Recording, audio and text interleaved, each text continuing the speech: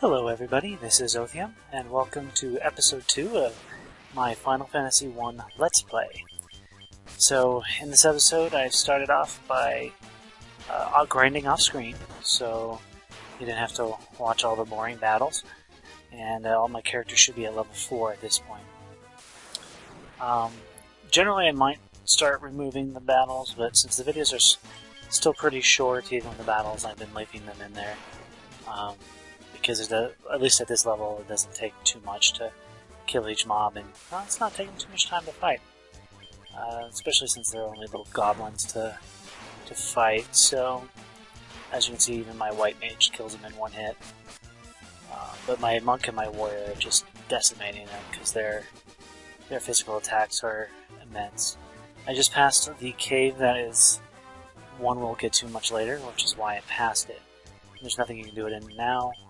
Later on in the game, it's one of the extra dungeons you can go through. It's been added to Donna's Souls. So you can't actually do it in the original version of Final Fantasy I. And there you go, watch. You just watched my white mage kill one hit kill these little goblins. And I love how my monk and my warrior are doing so much damage. So here's some tougher ones, tougher goblins, but they shouldn't be too much problem with my party. Yeah, warrior monk are just slaughtering. So now we're in the Chaos Shrine. This is where we'll find our first boss battle. He was really close, but I figured it's better to explore, and since I'm a completionist, get all the items that I can at this point. And, you know, fight a few more mobs, see if I can get another level before I take on the next challenge, or the first boss. And hopefully complete the first quest in the second episode. So on this way, we're trying to go to our first item, which is in that room right there. And as you can see, I don't use many. Oh, I'm stunned there. Paralyzed deadly. Yeah, that's paralyzed. But we still killed him anyway. They do reset the status changes after the battle, so I don't have to use like a paralyzed heal or anything like that after the battle. But yeah, as you can see, the battles are going pretty quick, even without using my magic, especially since I want to be conservative with it, in case I need it for my boss fight.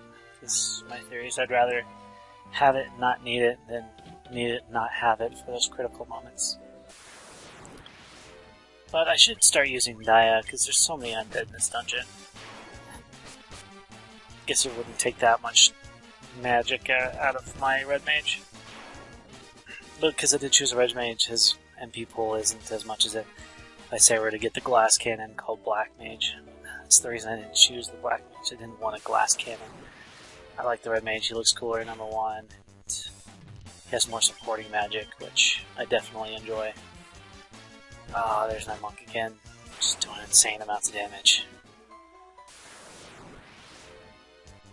And I don't remember if I did that in the last video or if I did it during leveling up, but I did switch my party around.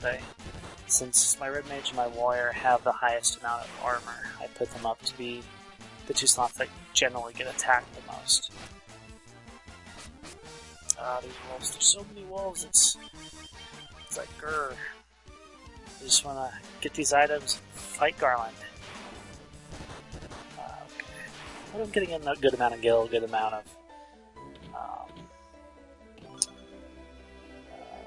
experience points. So I didn't mention it, but I did level up to 5. Got a little trouble there. And you should see my character running a little bit faster, because I remembered you can run in dungeons. You can't run on the big map, though, the world map. So a few more fights, and I think I'm going to make it to Garland. Starting to be a little bit more specific on who I try to take out first. See if they can start attacking me a little less. Like that. These things hit my white mage, and my white mage can just die pretty quickly. So yay, we finished that. Alright, we're almost to Garland. He's in his little room. So I'm going to make sure I have my party fully healed, or at least close to it. It's not perfect, I'm not too worried about it. Alright, so this is Garland. He's got the princess.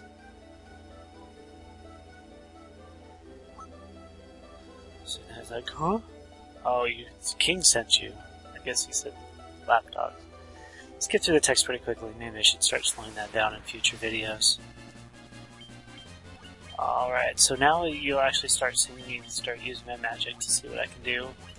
White Mage throwing out the Protect. Keep my guys from taking too much damage. And I'll be using my Warrior and my Monk to just attack. Yeah, I protected the Monk first because he has the least amount of defense for my attackers. Throw out another Protect. Oh no, I'm going to try and use Dia. Thunder. So Thunder and Fire do about the same on Garland. Which is, I think, more than I would get if I just were to attack him with my sword. But I forgot that Garland wasn't undead, so Dia did nothing. Which stinks because that was a waste of magic. Well, then I'm just deciding to spam attack. And, oh, there he goes. As you can see, Garland is not that hard of an enemy. I'm alright with that. It's good for first bosses to be pretty easy to fight. Now, I kind of wish you can fight those bats, so it's not just 100% random battles, but maybe that's too advanced for this early in the game. So this tells me that she's Sarah, and she's the princess, so now we're going to accompany her back to the castle, which I believe we're transported, so we don't have to do a lot of fighting. Yay! So, no fighting. Alright, so now we're talking to the king. Now he's like, alright, so you are the famed warriors of light. So, go ahead and get my peons and my servants and people to build a bridge so you guys can take on your quest. Of course, I'm abbreviating a lot of the text. And should be a small little cutscene. Victory music first. Let's get the loot from Sarah. It's a key item. It's definitely going to be useful later on in the game. And you get special music for key items like the loot. So we're heading out of the castle. And there's no real reason to talk to anybody inside. I guess you could, but nothing that I need to get. So now that I'm out of the castle, cutscenes. All the little soldiers, which I thought was funny that soldiers are building, are now like, hey, we need to build this bridge faster, because the special warriors need the bridge. That was pretty ingenious how they did this with these early on graphics. I know this is a little bit better than the original as far as graphic-wise, but it is still on the Game Boy. Alright, so they're all curious, so why did they need the bridge for the prophecy? I don't know. Well, we need to cross it, because we gotta continue. Alright, so we're gonna head off to the bridge. Oh, gonna go to Cornelia and heal my party, because they just take on a boss, so we wanna go ahead and make sure that they're fully healed, ready to go for the next leg of the journey. Sleep for now. Recover MP, recover HP.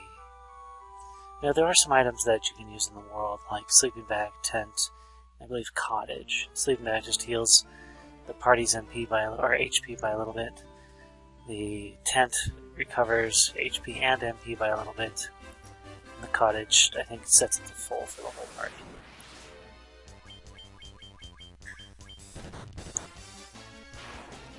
So, I may have to start turning off the sound because for some reason the sound gets delayed from the video. And here's the next cutscene.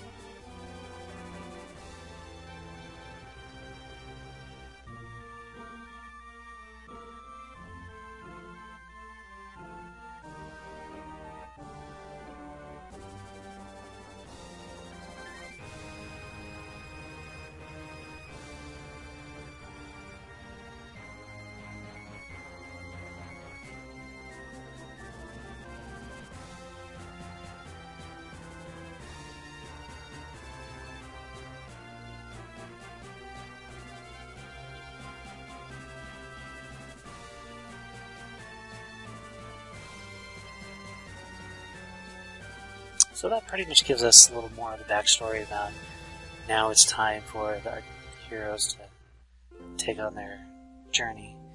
So at this point we're going to call it good. We're going to go ahead and save, and thank you for watching. Hope to see you for the next episode